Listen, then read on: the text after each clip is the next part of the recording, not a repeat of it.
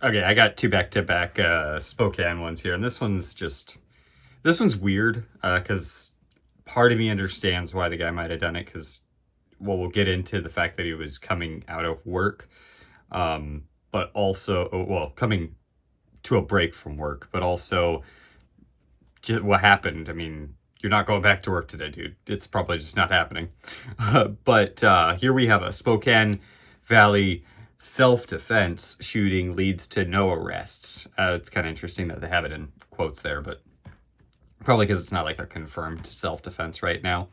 So two people were detained in a connection to a fatal um, shooting Monday in Spokane Valley and were released without being arrested or charged after they claimed self-defense, according to court records. Of course, there's investigations going on, so they claimed self-defense. It kind of makes sense why they weren't charged just yet. Callers reported a shooting in the area of the University Road on East 4th Avenue around 12:20 p.m. Spokane Valley Police Department Chief Dave Ellis said at the scene. So this is right around lunchtime, right? They found the victim, and here's where I'm like, I want to pause for a second. I just hate the fact that they're starting out this investigation by calling it the victim. You never know. I mean, call them all suspects until it's been identified like who was at fault and why the shooting happened. Because if it's a self-defense shooting, in all actuality, the one who did the shooting, I would say, is the victim, not this person who was the perpetrator.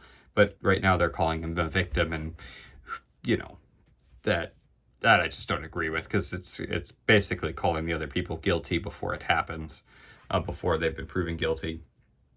Identified in courts as Abel Roca, lying in the parking lot of the Aurora Valley Care, across the street from Valley Transit Center. Investigators found a handgun next to him, according to the news released from the Spokane County Sheriff. And the handgun is important because I feel like that actually kind of helps to validate the story a little bit. Police uh, tracked down at a house two suspects they believed were involved in the shooting because they worked at the nursing home, court documents said. So the nursing home is kind of important in the fact that, later he ends up doing something kind of strange. So when interviewed by the investigators, one of the suspects said they were sitting in the car in the nursing home parking lot to take a break from work when they were confronted by two men who claimed one of them was hitting on his wife. And that's similar to what happened at that Walgreens recently, where he thought he was looking too long at his lady. It's like people are picking fights over perceived looking at or hitting on of their ladies or their wife. I get it to a point. It's like, hey man, don't be talking like to my wife. But to escalate it to further, let's see. Court records viewed said the eventual victim was encouraging him to fight while holding a silver gun, and that's where I'm just like, why are you calling him a victim? He's trying to egg on a fight while physically holding a gun that was found at the scene.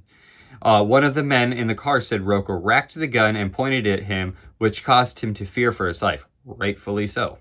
The suspect pulled the pistol and fired several rounds at Roca. Court records say he then drove to his mother's house, and this is where it's weird, changed his clothes and called her to tell her what happened. So he changed out of his scrubs, which part of me gets. I mean, he's on break and now he's possibly covered in blood. He needs to change before he's able to go back to work. Yeah, he's probably hoping to be able to go back to work today, but I don't really think he is. But the other suspect declined to answer any questions, according to court records. Smart man. The case remains open to investigations, and arrests could be made, but if investigators establish probable cause, the sheriff's office said. So, like, of course, they haven't charged anybody yet because, and I kind of gathered this from a previous case. I feel like sometimes these places will choose not to charge just in case more evidence comes out later. They don't want to shoot their case in the foot and get probable or without a reasonable doubt self-defense or beyond a reasonable doubt.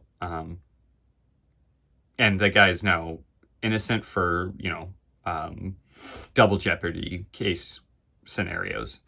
So maybe that's definitely why they haven't charged him or arrested him just yet.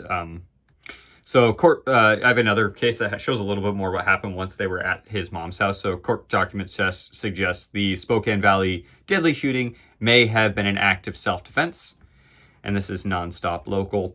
A lot of the story's the same here. It's just talking about the boy was hitting on his wife and things like that. But down here, the police found the man at the mother's home, as we know. But she contacted her. She alleged to explain to the police that the two men had been in a fight at work and were inside her home. Court documents say both men left the house without incident and detained for questioning, but of course we know they weren't charged and they were released. The mother then exited the house carrying a backpack that she described as having the guns the suspect used inside. So the mother definitely kind of helped with the investigation, it seems here. I just kind of wanted to point that out. And back in here, they hadn't identified the victim. But no, they call him a victim here too. So it's like before any, evidence suggests, at least according to the story, self-defense, but they're still calling the person who seems to have egged on the fight the victim. And I don't know. I feel like that's just a little bias in media to help frame things in a way that don't look like it's always a good guy with a gun. It was a bad, terrible situation. There was a victim when possibly, or by the definition, or not by the definition, by the evidence shown currently by the testimony, it kind of looks like a self-defense. They're not charging him right now. They haven't detained him. They didn't find him to be so violent that they have to keep him behind bars until they can determine exactly what happened. It kind of sounds like they might think it's self-defense too. Why is the media framing it as though it's the victim? I don't know. That's just my thoughts. Get in the comments. Let me know. Do you think the term victim is appropriate for this case? Do you think maybe it's too soon to say, so they should just call everybody suspects? Get in those comments. Let me know. Do you think this was a positive self-defense case, or is it too early to tell?